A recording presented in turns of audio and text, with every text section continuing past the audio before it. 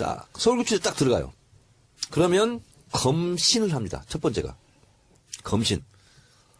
모든 옷을 다 벗어야 돼요. 그래서 문신이 있는지도 보고 병이 있는지도 보고 이렇게 하면 이 과정이 굉장히 수치스럽습니다. 그렇겠네요. 네, 다 벗어야 돼요. 특히 소위 말하는 사회 뭐 지도층 인사, 기득권들은 그런 데 가서 옷 다 벗으면 엄청난 수치심에 시달리겠으네요. 이거는 예외가 없습니다. 예외가 없습니다. 모든 사람이 다 이런 과정을 거칩니다. 저도 홀딱 벗고 검진을 다 했습니다. 제 옆에 유명한 가수도 한 명 있었습니다. 처음에 할 때. 누군지 얘기하지 않겠습니다. 난 알지. 네. 그 과정을 거치면 이제 저 때는 수의를 입었어요.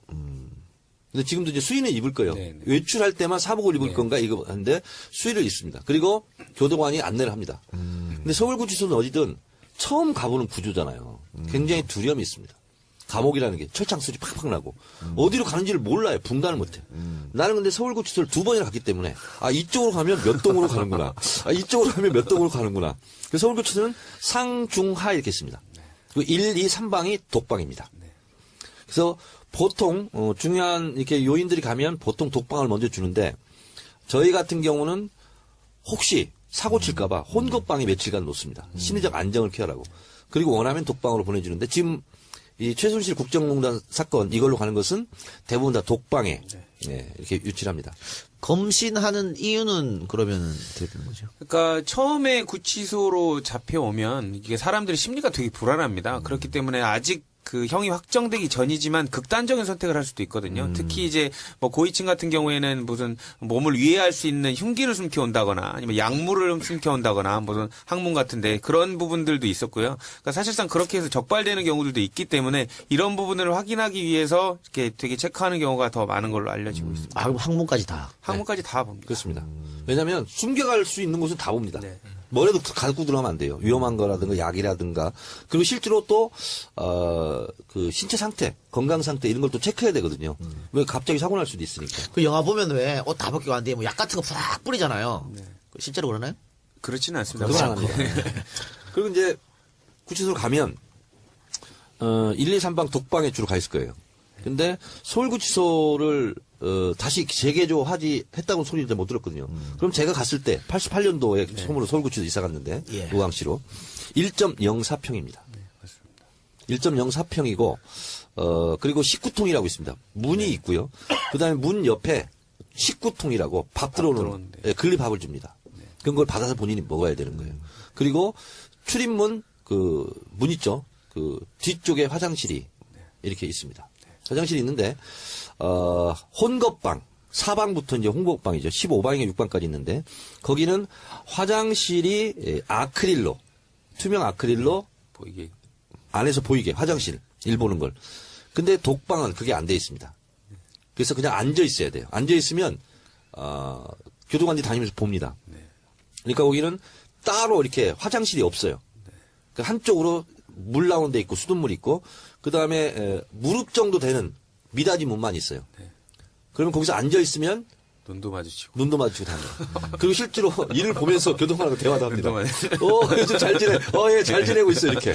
그러면 박근혜 전 대통령 같은 경우에는 이제 구치소로 가면 독방으로 갈 거 아니에요. 그렇죠. 근데 박근혜가 그 화장실에 대해서 예민하지 않습니까? 네. 뭐 정상회담 하다가도 화장실 때문에 다시 호텔로 돌아가서 밀폐된 공간이 없습니다. 사진도 못 찍고. 서울구치소는. 그런데 그거 좀 애먹을 것 같은데 지금 이번에 조사 받을 때도 네. 그 공용 화장실 써야 된다고. 그렇죠. 지금 서울 그 10층 가면요. 검찰청 같은 경우는 화장실이 되게 좁습니다. 화장실이 있고 그 옆에 민원인 휴게실이라고 있는데 거기도 이제 소파 같은 게 되게 오래된 소파들 많이 있거든요. 까만색 소파인데 테이블도 그냥 뭐 식당 테이블 같은 게 있는데 아마 지금 박 전 대통령 조사한다고 해서 다 지금 가구까지 교체한 걸로 알려지고 있거든요. 근데 이제 화장실 같은 경우는 일반 그 밑에 1층 청사하고는 달리 한 칸씩밖에 없습니다. 그래서 아마 거기 사용하기 되게 힘들 텐데요. 그렇다고 박 전 대통령 그 조사하러 오는데 그 화장실을 공사해 줄 수는 없는 일이고 아마 거기서 아마 용변은 보셨을 것으로 생각됩니다. 제가 박근혜 대통령이 조사받고 있는 바로 아래층 9층에서 제가 조사를 받았습니다. 네. 그러니까 어쨌든 지금 구치소 얘기를 하고 있는데 감옥까지 안 갔어요. 구치소 얘기를 하고 있는데 뭐 구치소도 감옥이지. 그러면 구치소는 결국은 재판 결과가 안 난 소위 말하는 미결수들이 계속 있는 것이고 그러면은 재판 결과가 나면 이제 이감을 갑니다. 이감을 네. 교도소로 이제 가게 되는 그렇습니다. 거잖아요. 그래서 서울구치소는 네. 미결 그 구치소거든요. 그러면 정치범들은 보통 어디로 갑니까? 옛날에 그런 거 많았죠. 정치범들끼리. 그건 뭐냐면 크루스 갑니다. 내가 예를 들어서 강원도다. 그러면 제일 면회 가기 먼 데가 어디죠? 뭐, 목포입니다. 호남이나 글로. 목포 출신이다. 그러면 원주, 교도소 이렇게 보냅니다. 그럼 박 대통령 대구인데 어떻게? 거기는 이제 약간 특수 경우거든요. 그래서 박근혜 대통령이 만약에 감옥에 가면 그 1, 2, 3방이 있는 그 일반 사동에 두지는 않을 거고 예를 들면 병사가 있습니다. 또 병동. 거기는 조금 더 넓어요. 1.04평보다. 그러니까 제가 알고 있기로는 2~3평 되는 걸로 알고 있는데 거기로 가게 될 가능성이 좀 있죠. 그래서 옛날에 학생운동 제가 이제 옥중투쟁하면서 또 안에서 옥중투쟁도 많이 했거든요. 근데 동지들을 이탈시키려면 막 꼬십니다. 그래서 반성문 쓰고 나는 교도소에서 구치소에서 조용히 지내겠다. 그러면 그 친구를 따로 분리해가지고 병사로 보냅니다. 그럼 거기는 이제 이게 정치범들하고는 완전히 아웃, 배신자 이렇게 되는 거죠. 변절자. 구치소 안에서 이렇게 되는데요. 그리고 이제 그 구치소 이렇게 가게 되면 그 다음에는 이제 검취라는 게 있어요. 예. 검사 취조. 그래서 구치소 교수 용어에서는 출정이라고 그럽니다. 그거 법정에 나간다. 그걸 출정. 호송버스 타고 이제 가는 거죠. 근데 검찰에서도 작은 미니 유치장이 있습니다. 검찰 유치장. 이걸 보고 비둘기방이라고 그럽니다. 진짜 좁아요, 이건. 저도 그 비둘기장에서 하루 종일 있어본 적이 있어요. 그거 보고 불러놓고 조사를 안 한 경우도 있어요. 면회 금지를 시키려고. 그걸 보고 불러뽕이라고 그럽니다. 불러놓고 뽕! 이렇게 한다고 해서 불러뽕이라고 그래요. 저 하루 불러뽕 당했어요. 근데 그 다음날 또 부르는 거야. 그때 검사가 누구냐. 전 법무부 차관. 무슨 동영상 사건. 김학의. 네, 936호. 제가 김학의 검사한테 하루 불러뽕을 당했어. 그렇죠. 그래서 그 다음날은 제가 출정 거부 투쟁을 했습니다. 교도소 안에서. 그때 이제 들어가자마자 이제 했으니까 홍보방에 있었는데. 출정 거부를 하려면 이제 경비 교도대라고 그때는 있었어요. 교도소에. 그 경비 교도대가 잡으러 와요. 그럼 끌려나가야 돼. 그때 제가 출정 거부 투쟁을 진짜 확실하게 했죠. 모든 옷을 또 벗었습니다. 나 끌고 나가라. 그러면 여자 죄수들도 있고 여자 교도관들도 있기 때문에 그 상태로 못 끌고 나가죠. 입혀서 나와야 돼. 그렇죠. 자, 그러면 박근혜 전 대통령 같은 경우에 어쨌든 판결이 나서 교도소로 이감이 되면 거기서도 독방을 쓰겠죠? 그렇죠. 그렇습니다.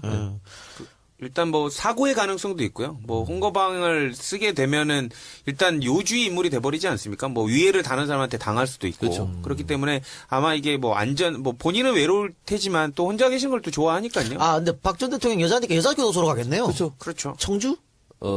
형이 확정된다면 청주 교수로 갈 가능성이 많죠. 네, 그렇죠. 그리고 이제 거기 이제 주로 이제 여자 전문 뭐 네, 그렇습니다. 전용 여자 때문에. 전용 교도소이기 때문에 생활하기도 거기 맞춰서 돼 있고요. 교도관들도 여자들이 훨씬 많고. 자, 그리고 언제 만약에 이제 그 재판을 받게 된다. 그러면 이제 1심, 2심 이렇게 3심 나지 않습니까? 그때까지는 서울구치소에 생활을 하는 거예요. 그러면 거기서 일반 수들 같은 경우는 30분 운동 시간을 줍니다. 그러니까 방에 24시간 중에서 30분만 나가게 돼요.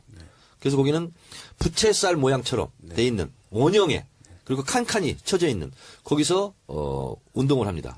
운동이라 할 것도 없어요. 그냥 걸어 다니는 거예요. 근데 요 시찰이라고 하는 건 뭐냐면 중요하게 시찰을 해야 된다. 그래서 요 시찰 같은 경우는 좀 마당 같은 데가 있어요.